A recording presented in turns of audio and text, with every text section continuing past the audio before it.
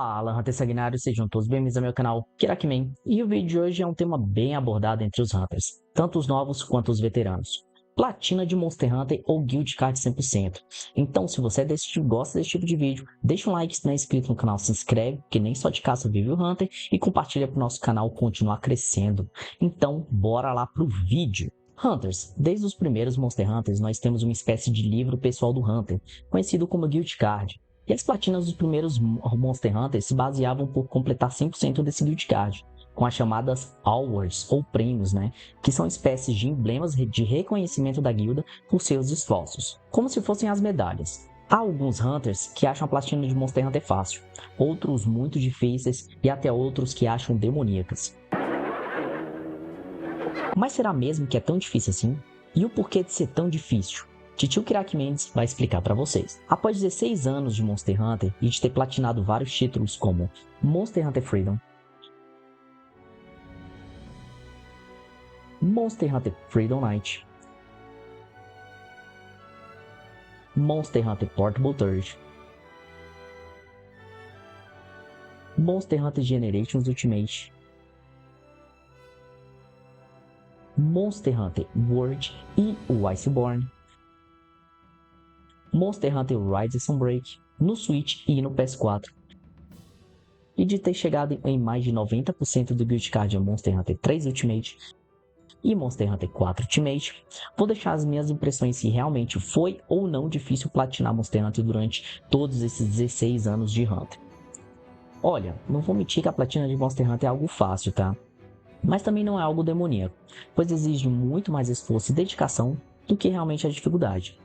Para mim, as piores awards são as das coroas, pois envolve muita RNG, técnica e um bom olho para medir os tamanhos dos monstros. Existem monstros dos mais antigos que só de bater o olho já se identificar se é uma coroa pequena ou uma coroa grande. Monstros possuem duas variações de tamanho, sendo elas pequena e grande. Monstros possuem dois extremos em seus tamanhos raros, Mini Gold Crown e King Gold Crown, que são as grandes. Monstros possuem apenas uma coroa pequena, enquanto os grandes podem variar entre coroa de prata ou 3 variações de coroas grandes. Então, para um monstro só, nós podemos ter até 3 tamanhos de coroa grande, as King Gold Crowns. O que deixa mais simples em alguns Monster Hunters do tipo de Generation Ultimate, que temos as coroas de prata, que é as grandes, que contam para a award de coroa grande. Por ser um Monster Hunter com uma quantidade absurda de monstros, acredito que eles deram essa colher de chá para a platina do Guild Card. Missões possuem uma probabilidade de dropar as Crown. No jogo base, missões variam entre uma porcentagem ou outra de drop, enquanto as expansões de número aumenta bastante a probabilidade de vir uma coroa, ou até mesmo 100% de chance de uma missão ser coroa grande ou pequena. Ficou confuso? Tio Kirak vai explicar. Pegando o nosso Aknoson de Monster Hunter Rise, podemos ver que na missão da Gathering Hub chamada Study the Sword and Shield, nós temos um drop de 2%, tanto em tamanho pequeno, tanto em tamanho grande. Enquanto o mesmo monstro Aknoson, após a DLC de Sunbreak, temos a missão de Master Rank 2 chamada Bird Wyvern Jamboree, que temos 4% de vir a coroa pequena e 6% de vir a coroa grande. Para facilitar, ainda temos a chance de coroa, temos as missões de evento, que tem uma probabilidade única. Nesse caso, temos a missão de evento chamada Dancing Parasol Snow Breeze, que possui um drop de 100% de Mini Gold Crown. Nesse contexto, podemos deduzir que tanto missões de rank baixo, tanto de rank alto, possuem uma razoável chance de drop. Claro, você não vai sair matando o mesmo monstro, mesmo notando que não possui variação de tamanho. Isso é no mínimo burrice. Então, o que sempre indico é fazer ciclos de quests para ajudar a RNG a favorecer o seu drop.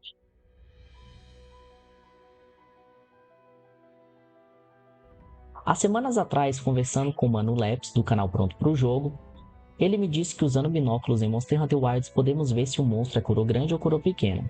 E eu duvidei, fui atrás disso eu mesmo. E realmente, numa live jogando a beta de Monster Hunter Wilds, utilizei meu binóculo e pude ver um Doshaguma Gold Crown, o que irá determinar que sim, Monster Hunter Wilds terá uma platina fácil, por conta desse novo recurso do binóculo, que até então a gente não utilizava muito, Nós entramos na missão, pegamos o nosso binóculo, apontaremos para o monstro Se aparecer a coroa, matamos ou capturamos. Se não, saímos e pegamos outras quests até vir a coroa. Fácil, não?